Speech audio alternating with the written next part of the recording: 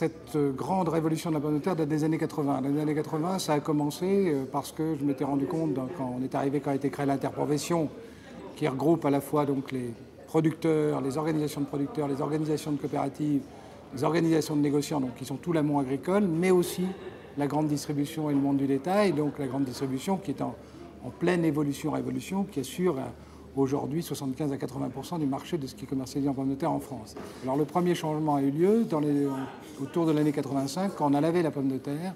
Laver la pomme de terre pour un problème qui n'avait rien à voir avec ce qu'on pourrait penser l'hygiène ou des choses comme ça. C'était un problème mécanique de la terre qui restait sur les tapis des caisses enregistreuses. Donc une fois que les pommes de terre ont été lavées, la Binge, qui était la variété la plus connue à l'époque, une fois qu'elle est lavée, devient quelque chose de beaucoup plus difficile parce qu'elle a une mauvaise qualité de présentation. Et donc à ce moment-là, ont apparu d'autres variétés qui existaient déjà en catalogue, mais c'est l'époque de l'explosion de la Mona Lisa, de la Charlotte, d'autres variétés qui se sont développées à ce moment-là.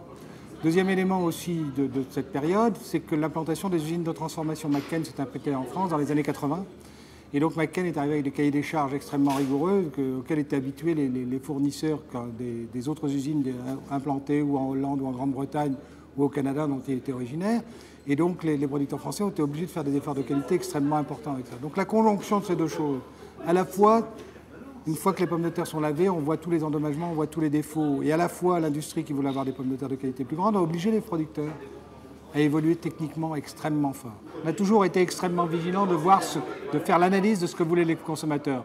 Nous avons eu des panels qui nous permettent de suivre ça, qui s'appelle le panel Seconip, mais il y en a d'autres panels où on faisait des enquêtes auprès des consommateurs, par des études auprès des consommateurs, et on a vu que le consommateur était très friand d'avoir des pommes de terre pour le bon usage, et donc on a essayé de développer ça d'une manière extrêmement forte.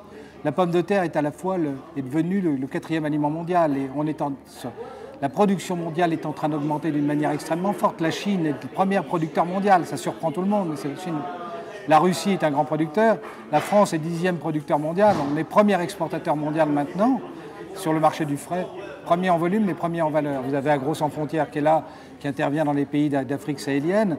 Il signalait qu'il avait des groupes de femmes qui se retrouvaient autour de la production de pommes de terre en faisant des toutes petites surfaces, mais qui avaient monté une production qui permettait de financer d'autres achats en revendant un peu leurs pommes de terre s'ils savaient bien les produire, pour pouvoir faire vivre le village. Donc c'est un élément important, c'est faisable, elle peut être produite dans tous les pays du monde. Et donc c'est de rappeler que dans la nutrition, on aura besoin d'aliments et que la pomme de terre là-dessus est tout à fait fondamentale.